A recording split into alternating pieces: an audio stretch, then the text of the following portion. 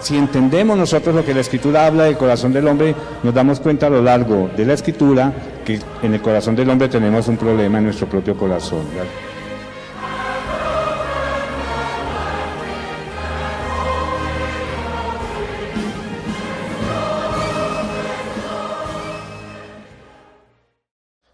Bueno, la mecánica es la misma que tuvimos ayer, y es que vamos a permitir que el hermano Napoleón, junto con el hermano Ernesto, nos hagan la perspectiva de la segunda mirada del sermón que el hermano Ernesto nos dio en esta tarde.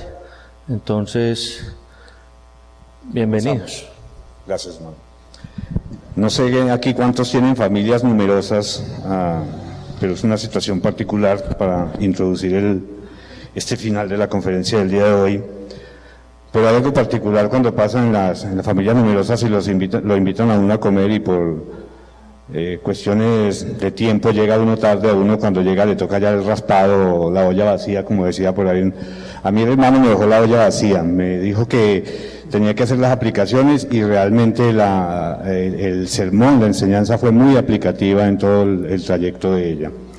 Vamos a tratar de mirar ya lo que sería como el contexto en el cual el Señor está haciendo un trato muy especial con nuestra iglesia. Hemos visto como miembros cómo la iglesia ha crecido de una manera impresionante, de una manera muy gloriosa, donde vemos realmente la mano del Señor apoyando esa predicación fiel que nuestros pastores hacen domingo tras domingo del verdadero evangelio, el evangelio que salva, el evangelio que convence al hombre de pecado. Y en el contexto de lo que ha venido ocurriendo, hemos visto que el Señor de manera puntual ha estado hablando precisamente sobre el tema de la unidad y aquellos factores que dentro de la congregación, debido a la inmadurez de muchos creyentes, que aunque ya llevan tiempo siguen siendo inmaduros, y también por las falsas enseñanzas o el mal adoctrinamiento de aquellas personas que llegan nuevas a la congregación.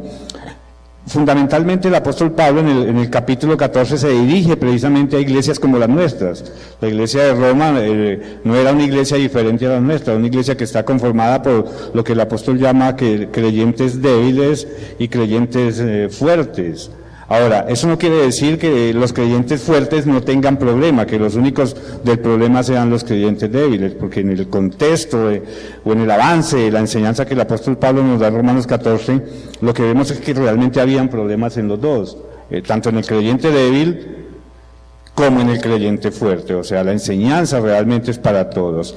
Ahora, el Señor ha venido hablando de manera muy particular sobre este tema, y lo vemos claramente en las enseñanzas que el Espíritu Santo guió a nuestro amado pastor Sergio para darnos en la escuela dominical respecto, o utilizando dos personajes ficticios que son Morales y Libertini, pero que en cierta medida nos están representando a cada uno de nosotros como creyentes. Es una representación, digamos, imaginaria de una realidad que nosotros vivimos cada día, de esas debilidades que nosotros tenemos independientemente de que llevemos 20 años, como en el caso mío en el Evangelio, o de aquella persona que quizá lleva menos de un año. El tema y el propósito que el Espíritu Santo tiene al haber convocado y haber permitido que este tiempo, esta convención se hiciera de una manera particular, en un tiempo diferente y enfocada en un público selecto, que es simplemente la membresía de la iglesia, nos indica que el Señor está haciendo algo y quiere hacer algo. El Señor quiere ver cambios en la iglesia. Realmente lo que Dios quiere es una iglesia santa para Él. Nosotros somos el cuerpo de Cristo, y nosotros somos llamados precisamente a manifestar esa santidad primariamente entre nosotros, viviendo verdaderamente como cristianos que hemos conocido y experimentado el amor de Dios. Cuando el hermano Ernesto hace el bosquejo de su texto, él se enfoca en aquellos elementos que son fundamentales precisamente dentro del desarrollo de la vida de un creyente, que es una base doctrinal que fue correctamente puesta por el apóstol Pablo, la obra del Espíritu Santo en cada uno de nosotros como creyentes, y tercero, el amor de Cristo. Realmente cuando uno mira la cruz y uno piensa en lo que Jesús, como el Hijo de Dios, como el Dios hecho hombre, tuvo que experimentar en esa cruz, eso debe llevarme a mí como creyente a tratar en gran manera de ser un edificador del cuerpo de Cristo, empezando por mí mismo. Cuando estaba pensando en lo que yo iba a aportar de aquí al hermano, realmente no, es muy poco lo que se puede aportar porque él tocó de manera muy amplia, muy directa y muy aplicativa la enseñanza del texto. Yo pensaba en la construcción de un edificio. Cuando un arquitecto o alguien quiere hacer un edificio, hay elementos que tiene que tener en cuenta y que son fundamentales para llevar a cabo ese proceso de edificar. Porque en realidad lo que nos habla la Biblia es de eso. Cuando la Biblia habla de edificarnos, está hablando de algo que tiene que ver con construcción, con mejoramiento, ¿ya? Con acomodar las cosas de tal manera que se vean bien y que sean útiles para el propósito para el cual se están colocando dentro de un edificio. Entonces, cuando se va a hacer un edificio, el arquitecto o el encargado de hacer la obra, lo primero que piensa es en un terreno. En ese terreno él va a colocar una base y sobre esas bases él va a construir aquello que se propuso construir. Nosotros entendemos por la palabra de Dios que Dios escogió un terreno precisamente que fue nuestro corazón. Dios escogió trabajar en nuestro corazón, es lo que nos muestra la parábola del sembrador, donde nos habla que la semilla es sembrada en un corazón que produce un resultado específico de acuerdo al tipo de corazón. Entonces, nosotros como creyentes tenemos un corazón en el cual ha sido puesto la base doctrinal, que es la doctrina de los profetas y de los apóstoles, las cuales en su esencia lo que nos están hablando es de la obra de Cristo. Por eso la Biblia habla de que Cristo es la piedra fundamental de la construcción. Entonces nosotros estamos siendo edificados sobre eso. ¿Qué es lo que ocurre? Este edificio es levantado en un terreno que es el corazón del hombre. Ahora, si entendemos nosotros lo que la Escritura habla del corazón del hombre, nos damos cuenta a lo largo de la Escritura que en el corazón del hombre tenemos un problema en nuestro propio corazón. El Antiguo Testamento, el profeta Jeremías, hablaba de la perversidad del corazón del hombre, de la maldad que hay en el corazón del hombre. Jesucristo habla creo que es Mateo 7, si no estoy mal, donde habla sobre la realidad de lo que hay en el corazón del hombre. Él habla de que del corazón del hombre es que sale toda la maldad que nosotros podamos expresar. Entonces, teniendo en cuenta esto, nos damos cuenta de que nosotros tenemos una lucha en nosotros mismos y es por tratar de hacer lo que la palabra de Dios nos dice por medio de la amonestación de nuestros pastores y en el área general de la predicación de la palabra de Dios, pero también tenemos un problema cuando un hermano nos va a amonestar, porque aún uno de los elementos que se ha resaltado mucho en las conferencias que van hasta el momento es el tema del orgullo. Hay demasiado orgullo, hay demasiado amor por nosotros mismos en nuestro corazón, lo que nos impide realmente ver la dimensión del daño que nosotros podemos llegar a hacer dentro del cuerpo de Cristo. Y a eso precisamente que están apuntando esta convención, a que nosotros por medio de la amonestación de la palabra reconozcamos con humildad que nosotros no somos lo que creemos que somos. Nosotros somos lo que la palabra de Dios dice que somos. Y en esencia lo que nosotros somos es pecadores en un proceso, por la sola gracia de Dios, en un proceso de restauración. Es como cuando se hace ese edificio que ya se ha levantado sobre las bases, ese edificio inicialmente está en obra negra. ¿Qué es lo que se ocurre después de que está el edificio en obra negra? Empieza un proceso de embellecimiento de ese edificio a través de lo que se conoce como la obra blanca, que precisamente es una de las más costosas dentro del proceso de construcción, la obra blanca. ¿Qué se trata de hacer por medio de la obra blanca? Embellecer ese edificio. Cuando los pastores están amonestándonos aquí desde el púlpito, pongamos un ejemplo. Ahora que el pastor fue guiado a hablarnos a través de estos dos personajes ficticios, Morales y Libertines.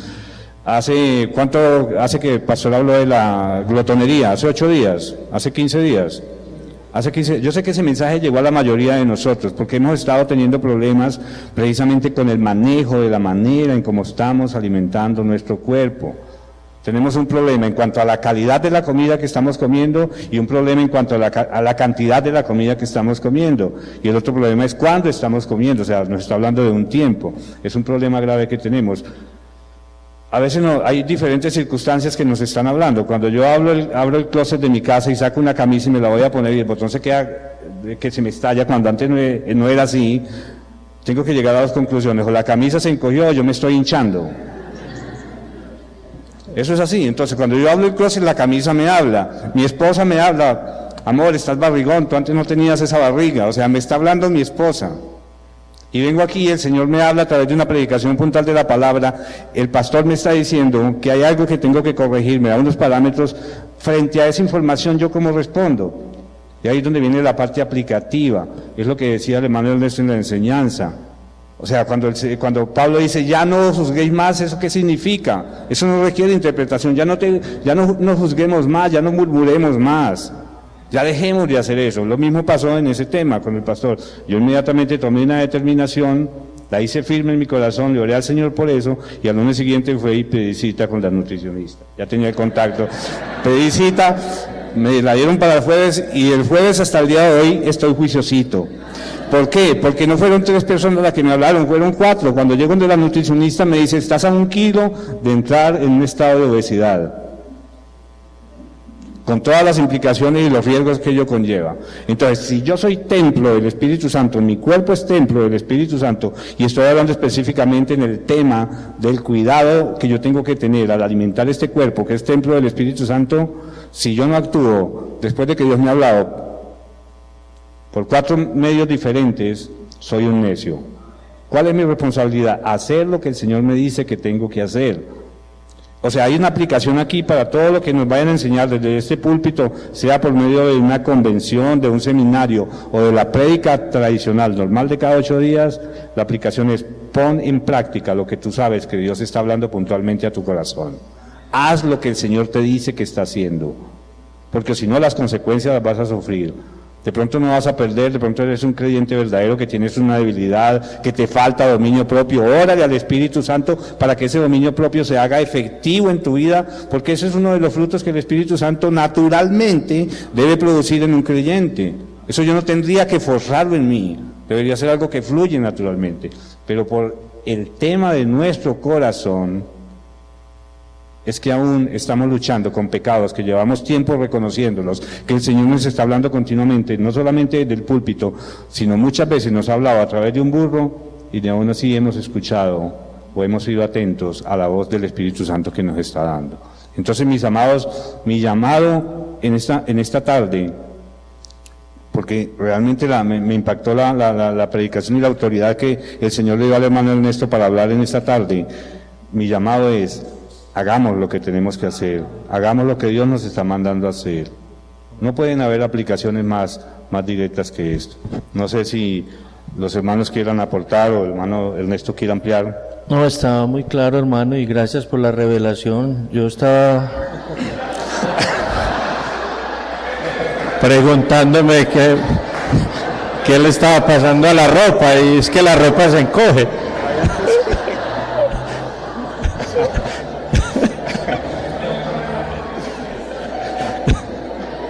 Le declaré la guerra a la gaseosa, le declaré la guerra a la grasa y le declaré la guerra al azúcar. Yo estaba que interrumpía al hermano y le decía, hermano, bueno, el siguiente, por favor.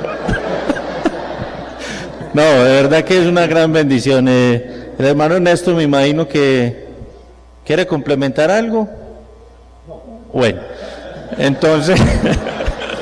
Eso es un tema de los tantos que ha tocado el pastor, porque el otro tema es el tema de la murmuración. Así es. Que es muy claro. Yo sé que aquí hay hermanas que, como se ha repetido, continuamente se está hablando, hay hermanas que tienen problemas con la lengua, no dominan la lengua, y es porque,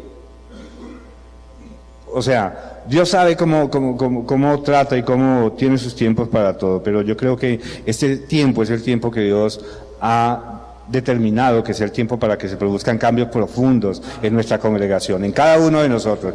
No estoy sacando a nadie en limpio acá, porque todos cuando no fallamos en una cosa, fallamos en otra. Quizás la falla mía era esa, que me estaba dejando dominar por los dulces, por la arequipe que me encanta y todas estas cosas. Y ahora con un hijo, con una repostería, haciendo cosas tan deliciosas, eso es una tentación que tengo que evitar. Creo que voy a ir muy poco a la repostería en este tiempo mientras consolido realmente este propósito.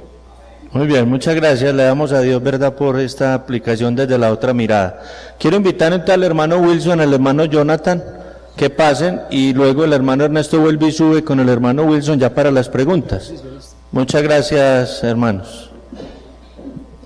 Bueno, entonces el hermano Jonathan nos va a dar la perspectiva de la otra mirada del sermón que el hermano Wilson nos presentó, y si en algún momento quieren ampliar, ahí pueden compartir entonces el micrófono.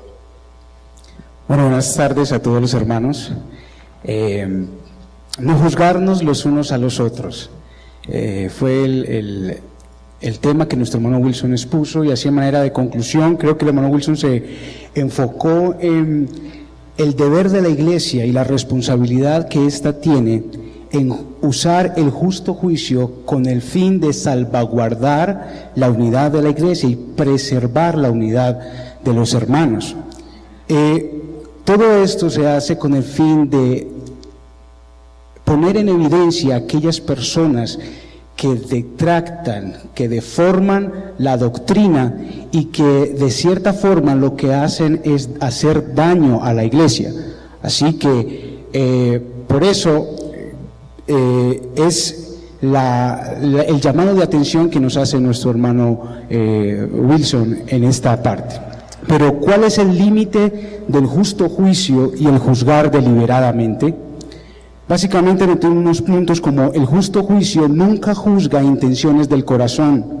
El justo juicio nunca juzga desde la subjetividad propia, sino, como bien lo decía nuestro hermano Ernesto, es en base a la palabra. Y cuando yo hago justo juicio es porque estoy usando la palabra de Dios como referente. También la intención del justo juicio no es descalificar y menospreciar al hermano, sino más bien guardar la integridad y permanecer unidos los unos a los otros.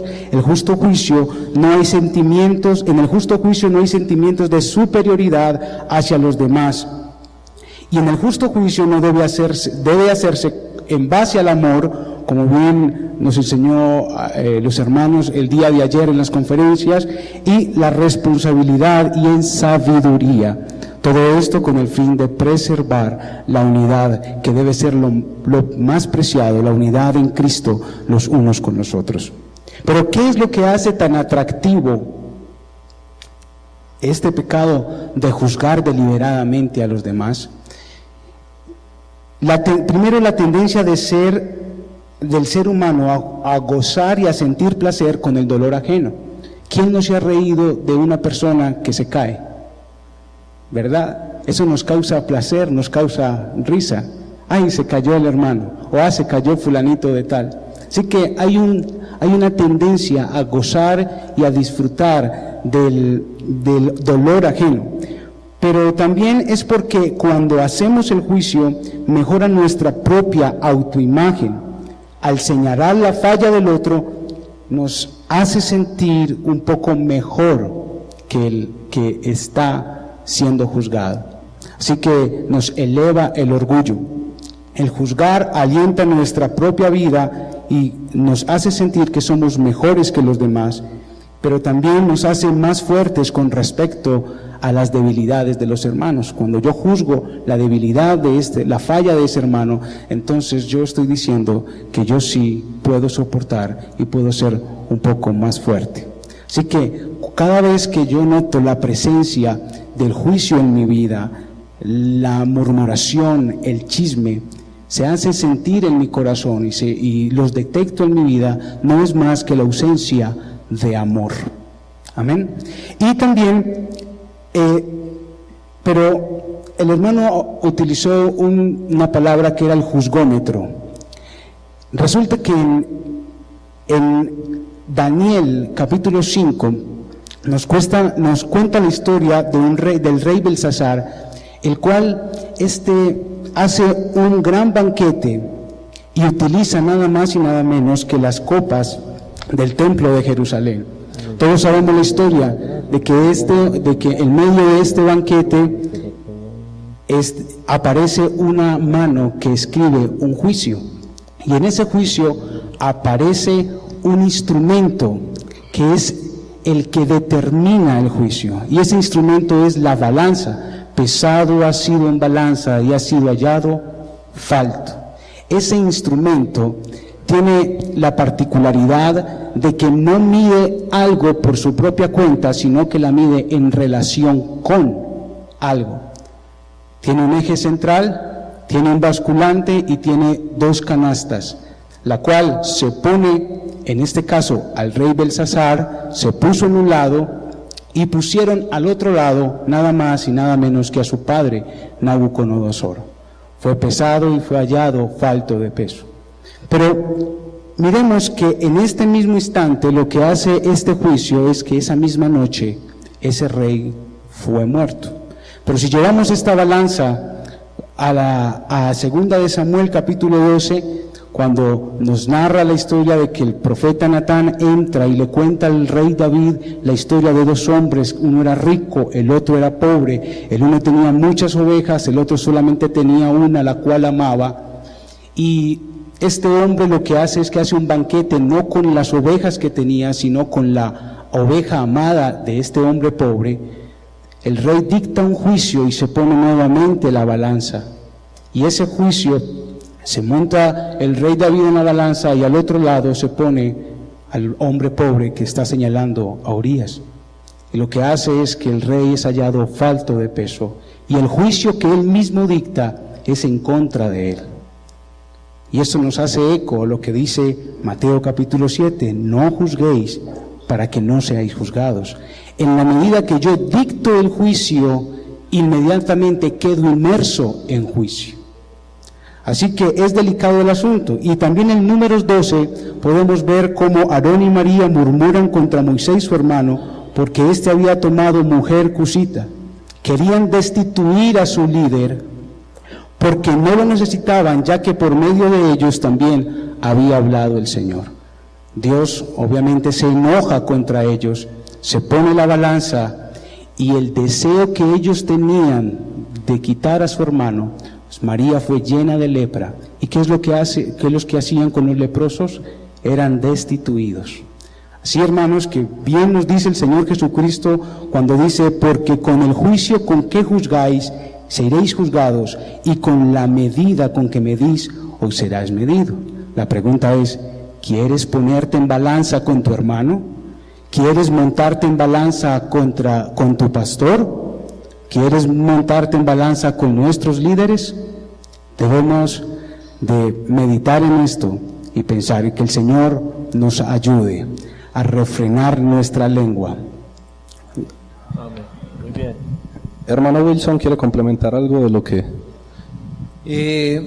Más que complementar, yo sinceramente doy gracias a Dios porque nosotros teníamos cierta expectativa de cómo se iba a desarrollar esta otra mirada, porque lo que pasa comúnmente, nosotros no conocemos a los hermanos, no sabemos hasta dónde tenemos un hermano que pueda aportar de mejor manera a la iglesia, y yo creo que desde ayer nos sorprendieron gratamente. Desde el día de ayer vemos que Dios ha traído acá personas que pueden prestar esos dones que Dios les ha dado para el crecimiento espiritual de la iglesia. En cuanto a esta otra medida, pues yo en mi caso particular hablamos con el hermano, pero con total libertad. Obviamente tenía para argumentar a favor, en contra o lo que sea. No había ninguna condición, y obviamente que es maravilloso, o sea, la enseñanza que deja todos estos pasajes de la Biblia que acaba de narrar es la dificultad y la aspiración que debería quedar en nosotros de ponernos en ese equilibrio para no hacernos ni a un lado ni a otro lado. O sea, tenemos la responsabilidad que Dios nos da, pero tenemos que tener siempre presente que no nos va a juzgar un hermano, el que nos va a juzgar es Dios, y el que emite un juicio ya está condenado.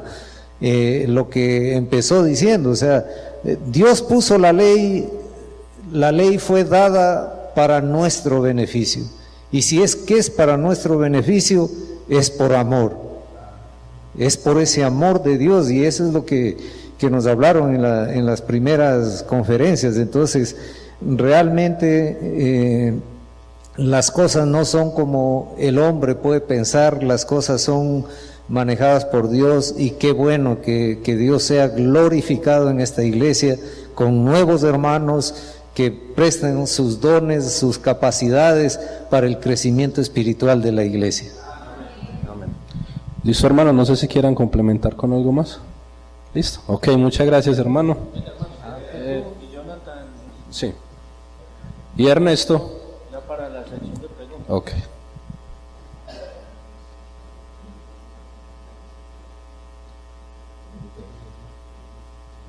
De pronto tienen más preguntas que no nos hayan llegado.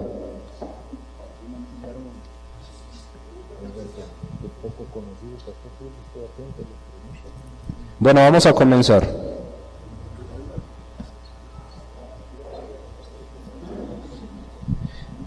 Dice así una pregunta. Yo creo que es para el hermano Wilson. Dice, ¿está mal hacer críticas al mal gobierno y a las injusticias que vivimos en Colombia y el mundo entero? Yo creo que fue el último domingo que el pastor, nuestro también poco conocido pastor Sergio Ruiz, ya dio respuesta a esa pregunta. Yo lo único que añadiría es que la palabra de Dios nos pide que respetemos a ese príncipe que puso él en las naciones, y obviamente tenemos que estar sometidos a las leyes, a los gobiernos. Hay que entender que Dios en su soberanía permite muchas cosas, pero lo único que podemos rescatar de eso es que para los que creemos en Dios, sabemos que todas las cosas son para bien. Amén. Esta pregunta es para el hermano Ernesto. ¿Cómo que vamos a tener vergüenza en el cielo? Luego ya Cristo no pagó por nuestra vergüenza. ¿Cómo que vamos a tener vergüenza en el cielo? Luego ya Cristo no pagó por nuestra vergüenza. Bueno, yo pienso que pagó por las vergüenzas de nuestros pecados, pero pienso que si lo tomamos en el sentido que lo quise decir y como realmente lo debemos ver, si yo tengo la misma posibilidad del hermano Wilson, si se me ha dado las mismas herramientas y todo lo demás para que obtenga lo que Wilson va a obtener y lo que Wilson está recibiendo, yo tengo por qué sentirme mal si yo me quedo con las manos vacías. Es que la Biblia me permite ver, y yo creo que no podemos explicar a qué se refiere cuando dice que habrán unos galardones para la iglesia, para los miembros de la iglesia. Y yo creo, en mi ignorancia, estoy seguro de que si van a haber para unos, es que otros no lo van a tener. Y ellos no los van a tener habiendo tenido las mismas herramientas, las mismas oportunidades que tuvo mi hermano Wilson. Es a eso que me refiero, no es a condenación, no es a juicios para eso. En el justo tribunal de Cristo no se trata de condenación, pero ¿por qué vamos a comparecer? Porque está escrito en la Biblia. Es que ya está, y la muerte de Cristo, la resurrección de Cristo asegura que todo lo demás va a pasar como está escrito. Vamos a estar ante el justo tribunal de Cristo, vamos a estar allí, y a uno les va a ser dados por su entrega, por su servicio, por su humildad, por su mansedumbre, por su amor para con los otros hermanos. Entonces me refiero a eso. Yo sentiría mucha vergüenza, y cada día, incluso mi esposa me decía estos días, yo no quiero quedarme sin nada porque Dios nos habló en un devocional familiar. Yo no quiero, porque comprendemos, y mi esposa y yo lo entendemos. No sé si el que hizo la pregunta no crea eso, pues no lo puedo obligar a que lo crea, pero te puedes quedar con las manos vacías ese día. No sé de qué se trate, no sé qué vaya a dar el Señor, no sé, pero por algo vamos a comparecer ante ese juicio, por algo. Entonces es a eso que me refiero, hermanos. No sé si alguien quiere aportar algo, o uno de los pastores quiere aportar algo, Pastor Sergio. Pastor. Parece que algunos no queremos aceptar que los cristianos sí vamos a tener cierta clase de afectación y pérdida en el tribunal de Cristo. Entonces, al no querer aceptarlo, digamos como que estamos buscando como una excusa para seguir en el mismo letargo, una excusa como para seguir en la misma mediocridad, y no queremos aceptar que sí van a haber pérdidas. Yo creo que el pasaje más claro de la Escritura con respecto a esto es 1 Corintios 3. que es el juicio de los predicadores de la palabra. La Biblia dice que cuando los predicadores de la palabra nos presentemos delante del tribunal de Cristo, lo que habremos enseñado, lo que enseñamos va a ser pasado por fuego. Y si lo que enseñamos fue oro, plata, piedras preciosas, vamos a recibir recompensa. Pero si lo que enseñamos fue oro, madera, heno y hojas secas, eso se va a quemar. Y ahí es donde Ernesto dice, va a sentir vergüenza. O sea, va a tener una pérdida. Porque habiendo sido llamado a ser un administrador fiel de los misterios de Dios, como dice 1 Corintios 3:1, es necesario de los administradores que sean hallados fieles. Él no fue fiel y por tanto va a sufrir pérdida y ahí va a tener, como dice Ernesto, las manos vacías y todo lo que hizo se le va a quemar. Pensemos por ejemplo en la mujer pastora, en una mujer pastora, una hermana que en su ignorancia trabajó 30 años en una iglesia como pastora. Ella va a llegar al tribunal de Cristo esperando a que Dios la recompense por la buena obra que hizo. Los 30 años completicos se le van a quemar. Se le van a quemar. Todos sus sermones se le van a quemar. Ahora, lo que nosotros no sabemos es cómo vamos a experimentar eso, cómo nos va a afectar eso en mente y cuerpo glorificado, pero que tendremos pérdida. Entonces no continuemos tratando de decir que no vamos a tener afectación como una excusa para seguir en la misma mediocridad, sino que aceptemos que es justo delante de Dios que Sansón y Daniel estén en lugares distintos en el reino de Dios. Sansón no puede estar a la misma altura que Daniel porque Sansón fue un mal cristiano y Daniel fue uno de los mejores cristianos. Muy bien. Esta pregunta la pueden responder alguno de los dos o los dos. O alguno de los pastores. Hay quien responda, ¿no? Amar al prójimo como a ti mismo. Esto puede ser malinterpretado, ya que a veces nos amamos demasiado a nosotros mismos. ¿Cómo sería la aplicación correcta de ese amar al prójimo como a sí mismo?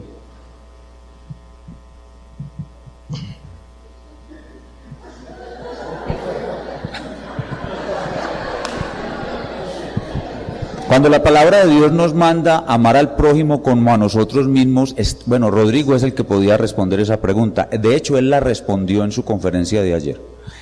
Cuando la Biblia nos manda amar al prójimo como a nosotros mismos, no nos está dando un mandato positivo de que tenemos que ir y amarnos a nosotros mucho, sino que nos está dando una enseñanza antropológica de cómo es la naturaleza caída del hombre que se ama ya muchísimo a sí mismo. Entonces es como una especie de presuposición. Ustedes se aman mucho a sí mismos. Bueno, así como se aman a sí mismos, deben amar al prójimo. Entonces está comparando dos cualidades, una negativa y otra positiva. La negativa es que yo me amo mucho a mí mismo. Entonces, así como yo me amo mucho a mí mismo, así debo amar a mi prójimo. Como Rodrigo lo decía, la persona que tiene un altísimo concepto de sí mismo no puede amar a su prójimo. La persona tiene que aborrecerse a sí mismo para poder amar al prójimo, pero la condición de la raza humana es que se ama mucho a sí mismo y le es imposible aborrecerse a sí mismo y por eso le es imposible amar al prójimo. Pero cuando Cristo viene a nuestro corazón podemos aborrecernos a nosotros mismos y ahí sí amar a nuestro prójimo. Entonces, no nos confundamos pensando que la Biblia nos manda a amarnos a nosotros mismos, porque eso es parte de las herejías, de la psicología que se han metido en la Iglesia de Cristo. No sé si el pastor Julio quiera.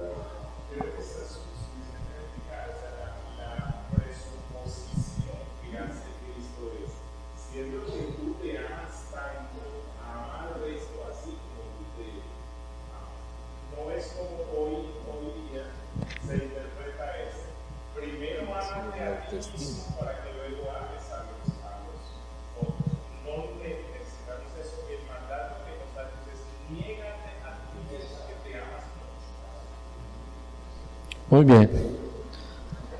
Creo que quedó claro. Y creo que cuando el pastor habla de aborrecerse a sí mismo, tampoco está contradiciendo lo que el hermano Napoleón ahorita decía de la importancia de ver la dignidad que como seres humanos tenemos y que nos implica cuidarnos a nosotros mismos. Porque parece como un juego de palabras, ¿no? Aborrezcámonos y amemos al otro, entonces hay que tener cuidado con esos juegos de palabras, porque como decía el hermano Wilson al principio de su sermón, la corona de la creación de Dios es el ser humano, y esa es la dignidad que tenemos, no de autosuficiencia, sino de dignidad como creación de Dios. Muy bien. Bueno, hay otra preguntita por aquí para... Sí. Sino que es como larga, son como 3 preguntas en una. Vamos a ver si las podemos comprender bien. ¿Debería abstenerme de juzgar lo que más pueda? ¿O si veo una falta en alguien, debería juzgarlo? ¿Me podría aclarar más entre un buen juicio y un mal juicio? ¿Qué debe prevalecer, el juzgar o la misericordia?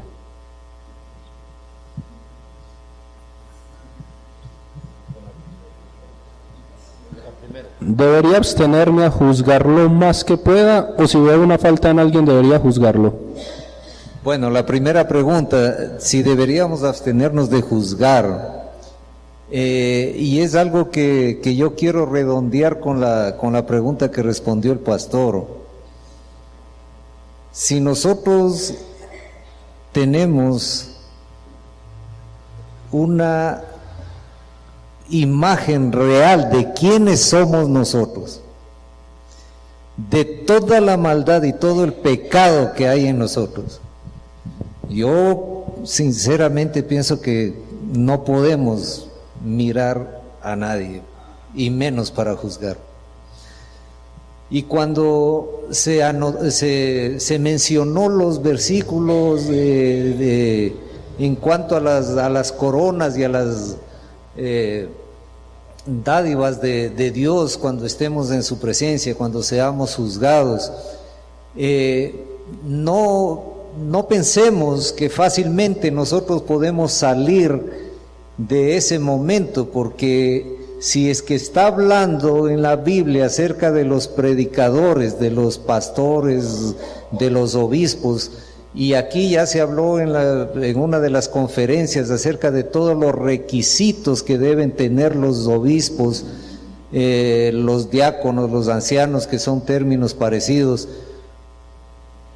¿Cuál es la diferencia de esos requisitos para los ancianos, para los pastores, para los obispos, y los requisitos que debe tener cualquier creyente?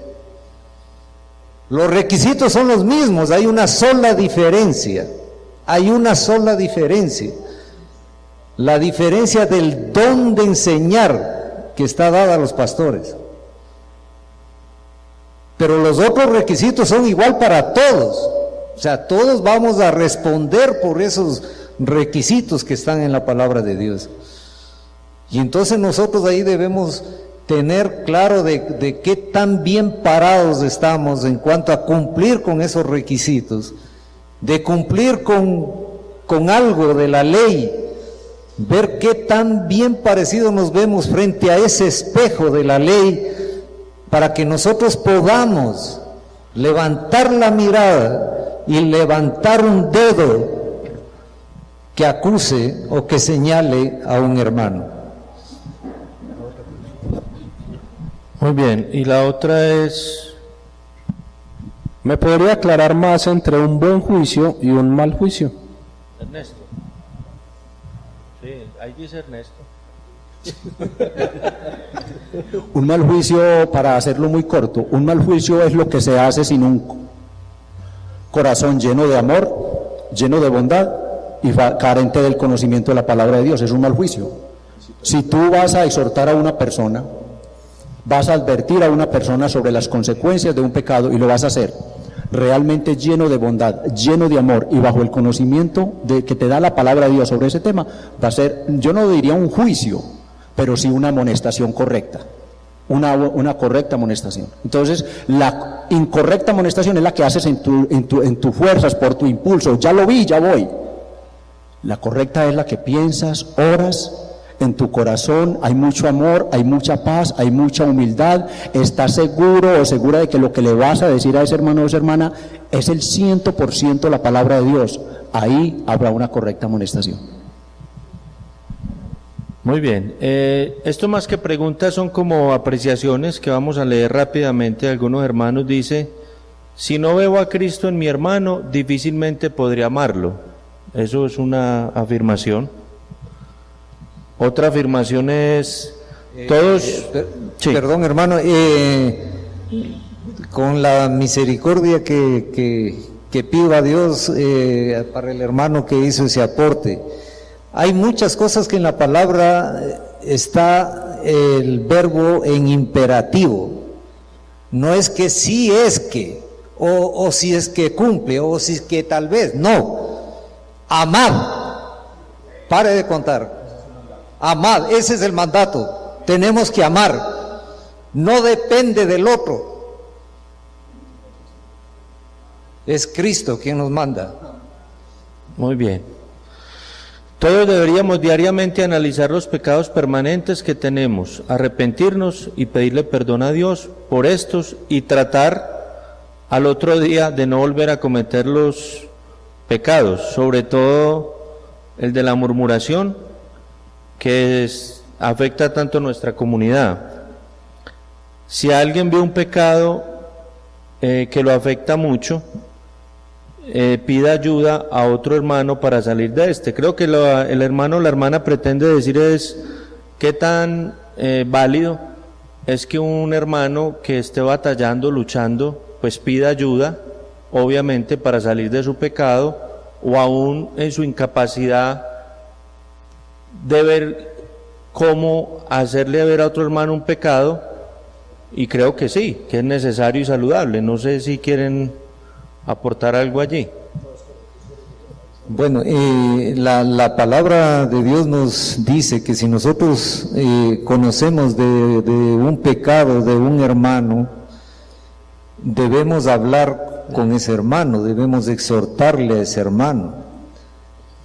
Si es que no hay un cambio en ese hermano, debemos buscar 1, 2 o más hermanos para confrontarlo. Después viene ya nuestros pastores, nuestros ancianos, que le harán un llamado de atención. Y si definitivamente no cambia, esa es la disciplina eclesiástica, y en esta iglesia se cumple, muy a pesar de muchos hermanos que pregonan el amor, la piedad, que pobre hermano, a pesar de eso, aquí se practica lo que dice la palabra de Dios, de esa disciplina eclesiástica, y hay muchos hermanos que han estado en esa condición de disciplina y que se les ha estado observando por un tiempo, y cuando se ha visto que ha habido algún cambio positivo, ha sido levantada esa disciplina y algunos siguen siendo hermanos. Otras personas han dejado de ser hermanos de nuestra iglesia. Pero esa es una responsabilidad de la iglesia, es una responsabilidad del gobierno de la iglesia, que son nuestros ancianos. Quiero complementar algo acá sobre este tema que me expusieron ahora, me hicieron una pregunta y quedé en que acá voy a concluirla. La pregunta que me hicieron es: ¿hasta qué punto debo yo amonestar a mi hermano? ¿Hasta dónde debo llevar esa amonestación yo como hermano individual, buscando la edificación de ese hermano? Yo dije que iba a dar la respuesta acá para todos, ¿cierto? Y voy a basarme en el pasaje que es explícito, completamente claro y usado para la disciplina eclesiástica. Pienso que una de las razones de que Pablo es tan estricto, de que no cualquiera puede llegar a amonestar a un hermano buscando su edificación. Cualquiera puede amonestar, pero para edificación, Pablo pone unos requisitos, ¿cierto? Corazón lleno de amor, de bondad, un conocimiento correcto de la palabra de Dios. Es porque la amonestación puede llegar a terminar en una disciplina eclesiástica. Si ese hermano lleno de conocimiento, de bondad, de amor, de buenas intenciones, le habla una vez, otra vez y otra vez a ese hermano, Mateo entonces 18:15 empieza a decir, y lo que quiero es que miren cómo empieza. La disciplina eclesiástica no empieza directamente por el pastor, sino que escuchen cómo empieza. Si tu hermano peca contra ti, un hermano contra otro hermano, ve y repréndelo, estando tú y él solos. Si te oyere, has ganado a tu hermano. Esta es una amonestación hecha en amor. Tú conoces bien el caso de ese hermano, sabes cuál es su pecado, ya lo has estudiado, está comprobado que esa es la falta. Has orado pidiéndole a Dios que te dé sabiduría, ya tienes los textos escogidos, estudiados para llegar a ese hermano. Si ese hermano te escucha, ¿cuántas veces? No sé, por allá en Tito hay un versículo, se me va en este momento, y él dice, pues es muy estricto, dice que 2 o 3 veces, si no, deséchalo. Después de 2 o 3 amonestaciones. Aquí en Mateo, en esto de la disciplina eclesiástica, va más allá. ¿Por qué? Porque él continúa en ese orden. Mas si no te oyere, hermano querido que me preguntaste, mas si no te oyere a ti, le has hablado correctamente, le has hablado en amor, te has incluso humillado y no te ha hecho caso, ¿qué tienes que hacer? Buscar. Aquí la palabra dice, toma contigo a uno o 2 que estén en esa misma función, que tengan ese mismo sentir, ese mismo corazón dispuesto, ese mismo amor por esa alma. Y si no les hace caso, entonces ahí sí entrégueselo a sus pastores. Eso es lo que tienes que hacer, hermano. Insiste con él hasta donde puedas, bíblicamente. Si no puedes con él, entrégaselo a sus pastores, que ellos, guiados por el Espíritu Santo, tomarán la decisión que hacer con ese hermano.